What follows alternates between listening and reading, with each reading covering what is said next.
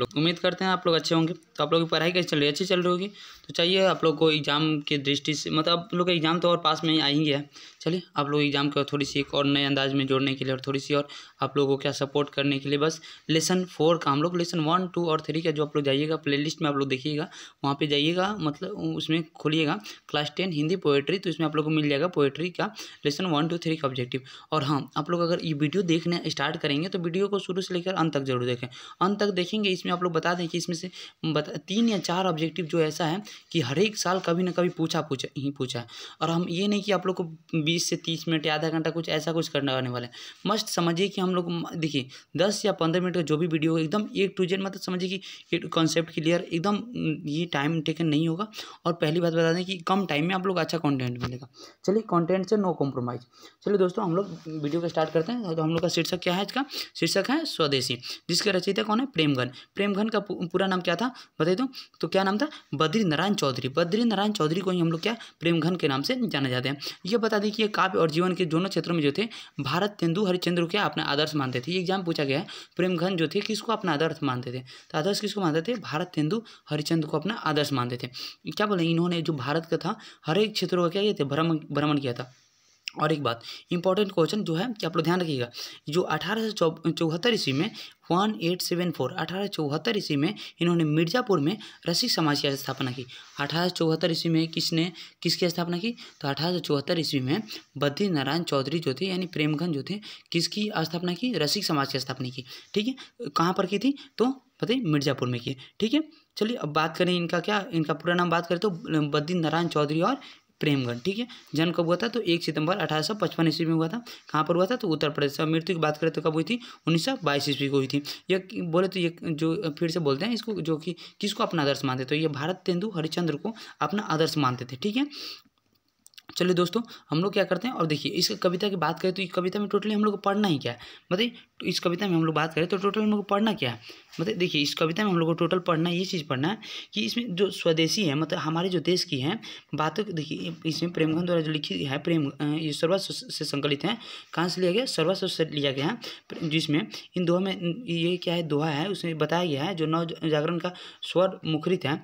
दोहे की विषय में जो है ना, उसमें विषय वस्तु और काव्य वैभव कविता में स्वदेशी को भाव को क्या करता है? स्पष्ट करता है। इसमें बताता है कि हमारी जो भारतीय है, मतलब भारत की भारतीयता अब दिखाई नहीं देती है। यही बताया कि मतलब कहीं भी क्या बोलते हैं कि जैसे जितने लोग पढ़े लिखे होते हैं ना, वो क्या होते हैं, वो अपनी विदेशी वस्तु को अपनाए जा रहे हैं चाल चलन में। वैसे ही मतलब अब हिंदी बोलने में लोग संकोच करते हैं, यही सब मतलब इस चीज़ की बात है। क्या कहते हैं इस चीज़ में? देखिए क्या होता है ना, इसमें एक चीज़ कवि ने कहा है कि हिंदुस्तानी नाम सुनी अबे सकुची लजात भारतीयता, अब सब वस्तु ही सोए हाय घिनात। मतलब भारत की वस्तु से ही क्या करते हैं आप लोग? सबको ही घिनाते रहते हैं। चलिए हम लोग वीडियो को स्टार्ट करते हैं। हम लोग बहुत अंदर नहीं चलेगा, लेकिन हम लोग का जो टॉपिक है वो टॉपिक पे बात करते हैं। हाँ, अगर आप लोग ऐसा सीरीज चाहें तो आप लोग कमेंट में बता दीजिएगा, मैं आप लोग को ऐसा सीरीज लेकर आ दूंगा जो लेखक के परिचय से हो और या इसका कविता का सारांश वगैरह ऐसा कुछ हो। चलिए स्टार्ट करते हैं हम लोग लेसन 4 का ऑब्जेक्टिव नंबर 1। प्रेमघन की मृत्यु कब हुई थी? मैं आप लोगों को स्टार्टिंग में बताया था प्रेमघन की मृत्यु कब हुई थी, बताइए तो। 1 नंबर क्वेश्चन बताइए, प्रेमघन की मृत्यु कब हुई थी? बोलिए कमेंट में आंसर बोलिए जल्दी। कब हुई थी प्रेमघन की मृत्यु? कब हुई थी? 1922 ईस्वी को हुई थी। ठीक है, बहुत बढ़िया। आते हैं 2 नंबर क्वेश्चन की ओर। प्रेमघन जी किस युग के महत्वपूर्ण कवि हैं? तो प्रेमघन जी जो थे किस युग के महत्वपूर्ण कवि थे? मतलब दो कवि, तो भारतीय हिंदू युग के क्या थे? महत्वपूर्ण कवि थे। चलिए 3 नंबर देखते हैं, प्रेमघन जी किस राज्य के निवासी थे? प्रेमघन जी जो थे किस राज्य के निवासी थे? प्रेमघन यानी उनका पूरा नाम क्या था? बद्रीनारायण चौधरी। प्रेमघन किस थे बताइए? तो मध्य प्रदेश के क्या थे? निवासी थे। प्रेमघन जी का जन्म कब हुआ था? 4 नंबर बताइए तो। प्रेमघन जी का जन्म कब हुआ था? 4 का बोले 4 का डी यानी 1855 ईस्वी में क्या हुआ था? इनका जन्म हुआ था। आइए देखते हैं 5 नंबर, प्रेमघन जी किन्हें अपना आदर्श मानते थे? बताइए तो 5 नंबर का किन्हें अपना आदर्श मानते थे? तो भारतेंदु हरिश्चंद्र को क्या मानते थे? अपना आदर्श मानते थे। प्रेमघन ने किस संस्था की स्थापना की? बताइए तो। प्रेमघन जो थे किस संस्था की स्थापना की? 6 नंबर बताइए, किस संस्था की? तो रसिक समाज की स्थापना की। प्रेमघन ने किस मासिक पत्रिका का संपादन? हाँ, ये भी एग्जाम में बहुत बार पूछा है। प्रेमघन ने किस मासिक पत्रिका का संपादन किया? 7 का बोलिए 7 का ए आनंद कादम्बिनी की स्थापना की थी। चलिए प्रेमघन ने किस साप्ताहिक, देखिए मासिक था ये, साप्ताहिक है। प्रेमघन ने किस साप्ताहिक पत्र का संपादन किया? 8 का बोलिए तो 8 का ए क्या नागरिक नीरद की स्थापना की थी। ठीक है, नागरी नीरद, हाँ नीरद नागरी, देखिए यहाँ पे डी नंबर है, नीरद नागरी नहीं, नागरी नीरद। 9 नंबर जो क्वेश्चन है, प्रेमघन की रचनाएं किस नाम से संग्रहित है? बताइए तो, प्रेमघन की जो रचना है किस नाम से संग्रहित है? बताइए तो, कहाँ से लिया गया है इस चीज़ को? 9 नंबर बताइए तो, कहाँ से लिया गया? तो प्रेमघन सर्वस्व से ये लिया गया। चलिए 10 नंबर क्वेश्चन देखते हैं। 10 नंबर क्वेश्चन है, भारत सौभाग्य के रचनाकार है। जो 10 नंबर क्वेश्चन है, भारत सौभाग्य के रचनाकार भी तो बद्री नारायण चौधरी यानी प्रेमघन। प्रेमघन का पूरा नाम क्या है? बद्री नारायण चौधरी। ठीक है, प्रेमघन की रचना है, प्रेमघन की रचना है, बताइए तो प्रेमघन की रचना कौन सी है? 11 नंबर का बताइए, 11 का ये प्रयाग राम जो रामगमन है, ये किनकी रचना है? प्रेमघन की रचना है। स्वदेशी पाठ के रचनाकार, स्वदेशी पाठ के रचनाकार कौन है? बताइए तो प्रेमघन। ये इंपॉर्टेंट है, बहुत बार पूछा गया एग्जाम में। और पूछ देखिए प्रेमघन का पूरा नाम बताइए, बद्री नारायण चौधरी। बहुत बढ़िया। कवि प्रेमघन, जो कवि है प्रेमघन को भारत में क्या दिखाई नहीं देता? तो भारत में जो है भारतीयता दिखाई नहीं देता। किनको? कवि को। चलिए आते देखते हैं 14 नंबर, डफाली का अर्थ है। डफाली क्या है? बताइए तो, डफाली का अर्थ क्या है? 14 नंबर बोलिए, 14 का गाने वाला, भाषा विद या बाजा बजाने वाला। हाँ, तो क्या होता है डफाली? मतलब क्या? डफ बजाने वाला या बाजा बजाने वाला। चलिए क्रिस्तान का अर्थ है 15 नंबर। 15 नंबर क्या है? क्रिस्तान का अर्थ है 15 नंबर। बताइए तो 15 का डी यानी क्रिश्चियन। ठीक है, कवि प्रेमघन के अनुसार कवि प्रेमघन के अनुसार देश के नेताओं से क्या नहीं संभल रही है? तो देश के नेताओं की जो है क्या नहीं संभल रही? 16 का बताइए तो, 16 का सी। तो स्वदेशी परिधान, यानी इतना समझिए कि कविता में बताया गया है कि जो उनकी है जो धोती है ना, अपनी खुद की धोती नहीं संभली जा रही, लेकिन वो देश को चलाने चले, इन्होंने देश के नेताओं के ऊपर क्या है? व्यंग किया है। ठीक है, 17 नंबर देखा जाए, 17 नंबर क्वेश्चन है। 17 नंबर क्वेश्चन बोलता है, कवि प्रेमघन ने नेताओं से क्या अपेक्षा नहीं करने की बात कही है? बताइए तो 17 का बताइए, क्या अपेक्षा नहीं करी? तो देश प्रबंधन, मतलब देश की, अगर बोलते हैं ना कि हम लोग देश के जो ऊपर है पूरा जो चीज़ न्यौछावर है हम लोग कर देते हैं कि चलिए जो हमारे नेता है उसी चीज़ को क्या करेंगे, मतलब उन्हीं के हवाले करेंगे। तो ऐसा हम लोग को नहीं करनी चाहिए। वही 18 नंबर क्वेश्चन है। देखिए क्वेश्चन रिपीटेड है, कोई नहीं। बताइए आप लोग, प्रेमघन का निधन कब हुआ था? 1922 ईस्वी को। चलिए याद ही होगा। आइए देखते हैं, प्रेमघन किस युग के साहित्यकार हैं? 19 नंबर बताइए तो, 19 का बताइए, 19 में बोलिए क्या होगा? किस युग के? तो भारतेंदु युग के क्या है? निबंधकार है। चलिए आते हैं नेक्स्ट क्वेश्चन, 20 नंबर, जिन जनपद किनकी कृति है? बताइए तो, जिन जनपद जो है किनकी कृति है? 20 का। ये भी ये क्वेश्चन एक बार एग्जाम पूछा गया, तो प्रेमघन की कृति है। चलिए आते हैं देखते हैं 21 नंबर, स्वदेशी शीर्षक पाठ्य पुस्तक से, स्वदेशी जो है शीर्षक पाठ्य पुस्तक से संकलित कविता किस छंद में है? बताइए तो 21 नंबर का, 21 का बी, यानी क्या? दोहा के रूप में ये लिया गया। मैं आप लोग ऊपर ही बताया था। विदेशी, देखिए विदेशी से कवि का क्या तात्पर्य है?